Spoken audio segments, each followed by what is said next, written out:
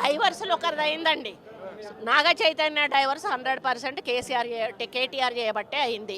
ఎందుకంటే ఎన్కన్వెన్షన్ హాల్ని కూలగొట్టొద్దు అని అంటే సమంతను నా దగ్గరికి పంపాలి అని చెప్పి ఆయన డిమాండ్ చేశాడు.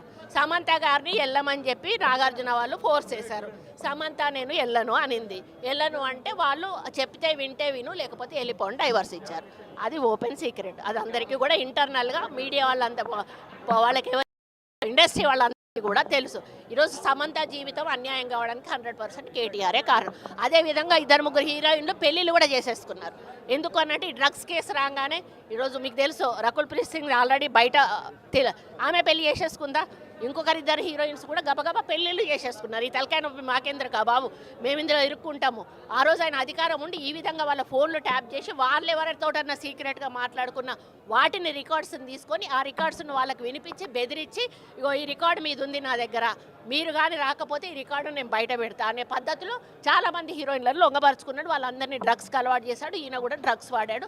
దానితోటే ఆ రోజు డ్రగ్స్ కేసు కానీ ఈరోజు ఫోన్ ట్యాపింగ్ కేసు కానీ చాలా సీరియస్గా మన ప్రభుత్వం తీసుకోవడం జరిగింది. బహిరంగంగా ఒక మంత్రివర్గంలో ఒక మంత్రి పోస్ట్లో ఉండి ఆవిడ ఒక మహిళ అయి ఉండి సాటి మహిళల మీద ఇలాంటి వ్యాఖ్యలు చేయడాన్ని మేము తీవ్రంగా ఖండిస్తున్నాము. ఇది ఎందుకంటే యావత్ రాష్ట్రం మహిళల్ని అవమానించినట్టు మేము భావిస్తున్నాము. ఎందుకంటే ఒక మహిళ అయ్యుండి ఒక మంత్రి పదవిలో ఉంటూ ఒక పొజిషన్ లో ఉంటూ కూడా ఆవిడ ఇలా మాట్లాడడం అనేది కరెక్ట్ అయిన విషయం కాదు. ఆవిడ ఎలా మాట్లాడుతున్నారంటే ఏదో ప్రత్యక్షంగా ఆవిడ కళ్ళ ముందు చూసినట్టు ఏదో డ్రగ్స్ అని చెప్పి రేవ్ పార్టీలు అని చెప్పి అలా సమంత గారి మీద కానీ రకుల్ ప్రీత్ సింగ్ మీద కానీ ఇలా చేసిన వ్యాఖ్యల్ని యావత్ రాష్ట్రం అంతా తెలంగాణ రాష్ట్ర మహిళలందరినీ కూడా అవమానించినట్టు మేము భావిస్తున్నాం. ఎందుకంటే ఈ రోజు వరకు సినీ ప్రముఖుల్ని ఈ రాజకీయ కోణంగా ఎప్పుడు కూడా సినీ ప్రముఖుల్ని మేము తీసుకురాలేదు. గత 10 సంవత్సరాలు కూడా మీరు చూసుకుని ఉంటే ఇట్లాంటి వ్యాఖ్యలు ఏ అపోజిషన్ లీడర్ మీద కూడా ఎవరు కూడా చేయలేదు.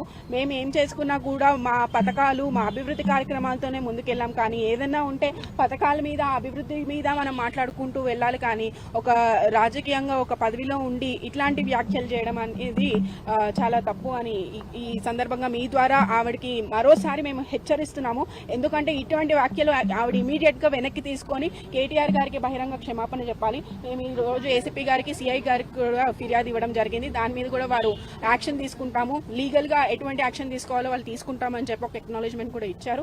బట్ పోలీస్ వాళ్ళు కూడా మేము రిక్వెస్ట్ చేస్తున్నాము, వెంటనే దీని మీద యాక్షన్ తీసుకుంటే సొసైటీకి అందరూ ఒకటే, లా ముందు ప్రతి ఒక్కళ్ళు ఒక్కటే అని చెప్పి మీరు దానికి సమాధానం చెప్పినట్టు మేము భావిస్తాము. కాబట్టి వాళ్ళని కూడా ఇమీడియట్ గా యాక్షన్ తీసుకోవాల్సిందిగా పోలీస్ శాఖను కూడా మేము కోరుతున్నాం.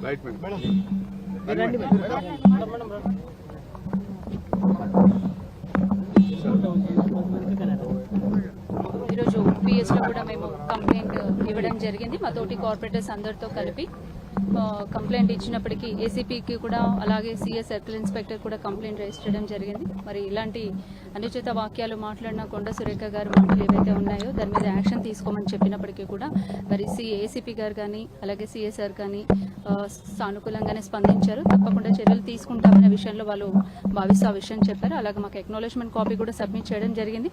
ఒక కపుల్ ఆఫ్ డేస్ అడిగారు. ఇప్పుడు సబ్మిట్ చేసిన కాపీస్ కూడా వాళ్ళ కోర్టుకి కూడా పంపించడం జరుగుతూ ఉంది.